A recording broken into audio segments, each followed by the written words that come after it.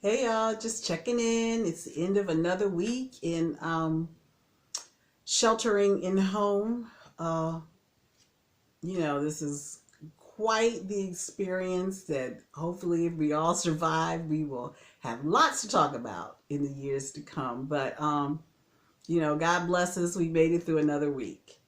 And God help those that have contracted the coronavirus and are struggling.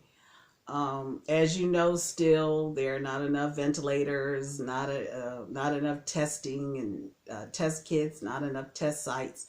So all those things still have to be ramped up. So that's why we still have to stay home until those issues have been resolved. So just letting you know that unemployment benefits are available to the freelancers. That was part of that stimulus package that was passed. There's money available for small businesses for they're calling it payroll protection program. And I believe, go to the SBA website to get the details, but I believe they're forgiving the loan if some percentage or majority of it is going toward payroll protection. Um, so then schools closed till the end of the year in Georgia. I know it's the same in Michigan. I'm sure a lot of other states are following suit. Probably not even an option of summer camp. So yeah, you're gonna have to figure out what you're gonna do with your kids all this time because you're gonna be with them. Um, just FYI, I filed for unemployment benefits. I'm a freelancer and I filed on Monday.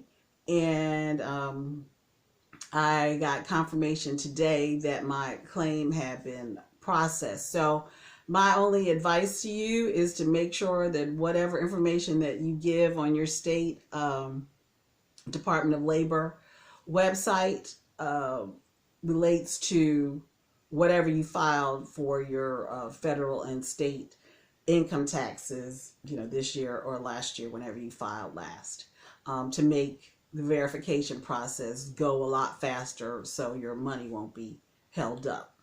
Um, and second advice, don't sleep on this money because even though it seems like the Treasury Department is just printing cash, because I don't know where we're getting all this trillions of dollars from when we're already trillions of dollars in deficit. But whatever the case may be, get it while the getting's good. As they say in Atlanta, get that check. So get that check.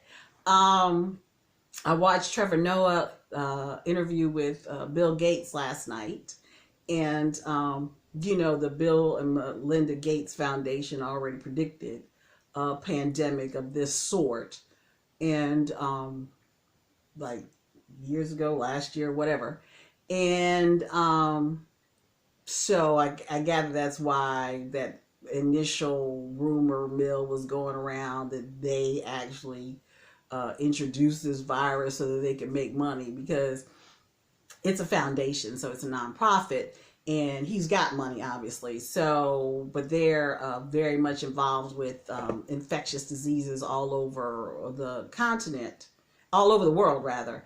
And so they are more in tune and up to date with what's going on with regards to pandemics. And that's why President Obama formed that pandemic task force or whatever it was. And that's what, your current president dismantled and gave away the supplies that had been accumulated to be prepared for a pandemic. I don't know that it would have made that much of a difference, but I'm sure just this whole shortage of face mask and gloves probably wouldn't be as great as it is now had he not. But, what can you do? And what he said and what I know to be a fact is that things, when they do finally go back to normal, are not going to be the normal that we have been accustomed to. I mean, we're all going to be wearing masks and, you know, there are going to be some safeguards that have to be put in place so that everybody feels safe about getting back out there. Because, like I keep saying to whoever who will listen to me, needless to say, we're all talking on the phone a whole lot more. that it's not going away. Even when they say you can go back to work, the coronavirus is still going to be out there. And until there is a cure or a vaccine or whatever, we're still going to have to deal with how highly contagious it is. And fortunately, I saw where $1 billion was awarded to Johnson and Johnson to get this whole vaccine down. And I'm sure other, according to Bill Gates, there are like 7 different companies that are being funded, or funded in like 7 different manufacturing plants that are being retooled so that they can be prepared for whichever one it works and gets approved. So, it's good to know that the powers that be, or at least the people with money, are working on making that happen. I even got, I don't know about you, probably are also getting emails from every CEO of every store and business that you work with or buy from or whatever. So I got another update from Ed Bastian, from the CEO of Delta, and what they're doing to gear up. And they said they already do the disinfectant foggings on every international flight, but they're going to start doing it for domestic flights every day, and then gearing up to where they can do it in between each flight. Now, when we get to that point, I'm sure people will be more inclined to get on a plane, except for those crazy people right now who are getting on trying to go to vacation or whatever. Yeah, they're not ready for you. So you're taking your chances, and then you're transporting it to another state. So just think about it, please, before you do something not so smart.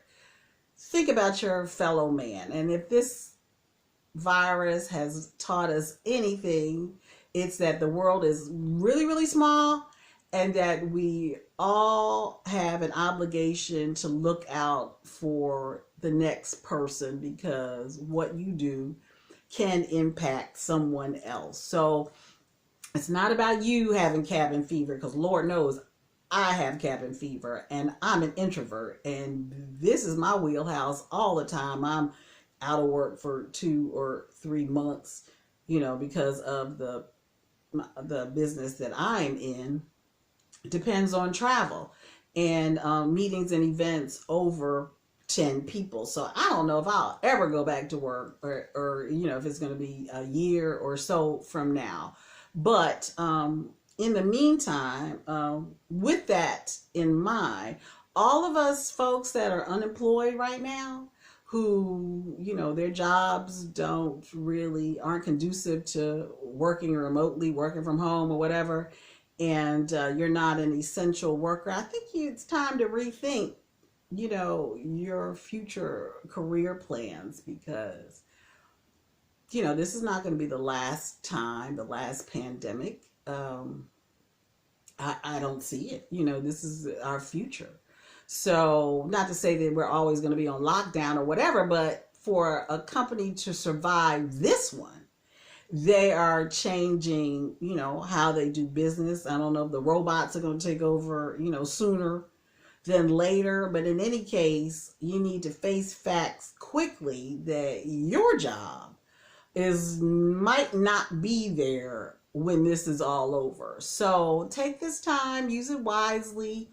Think about what your passions are, what your interests are. Look into online classes or whatever, so that you can start retooling your skill set to be ready for the next phase.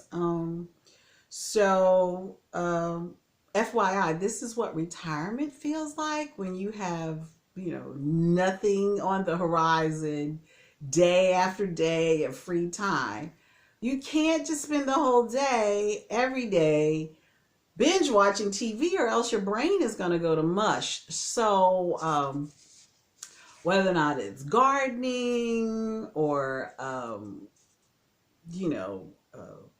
people are doing home improvement, but I want to redo my powder room, but I know that if I go to Home Depot or Lowe's one time, it means I have to go 4 times before it's all over. And, it's not essential. So once again, I got time and no money. And really, I'm not going to go to Lowe's or Home Depot just to get a washer or, you know what I'm saying, a small thing. I'm not going to put myself at risk. So, but what I'm, excuse me, the point I'm getting at is find an interest and figure out what it is and possibly what you can make money at or whatever. That there are, IT courses, IT support on Coursera that within 6 months you can get a certificate, and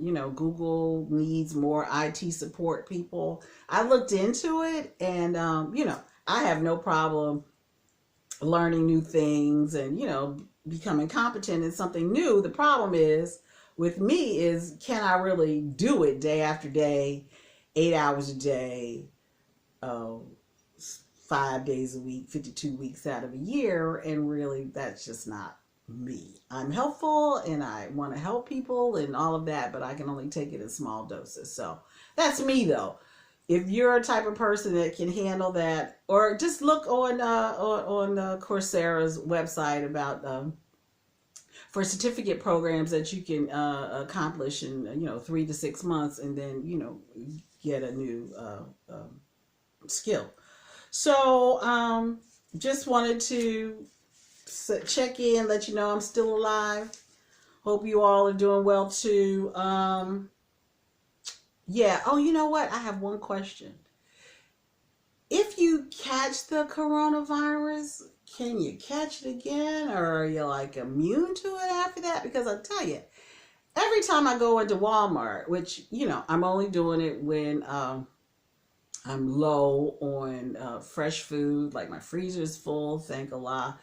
And but I'm trying to eat vegetables or whatever, and I put the mask on. I have the sanitary wipes for the handles of the shopping cart and all of that. But every time I leave out of there, I feel some kind of way. I don't know if it's psychosomatic or what, but I start drinking my hot liquids and gargling with salt and all of that they tell you to do. And I feel better the next day, but it just made me wonder, is it something that, once you get it, you're immune after that? Or we're always going to run the risk of catching it? So if anybody has read official answer to that, hit me up and in the comments and let me know, because, that was just a thought. So have an awesome weekend. At this point, every day is the weekend. And, hopefully I can, I'm trying to work.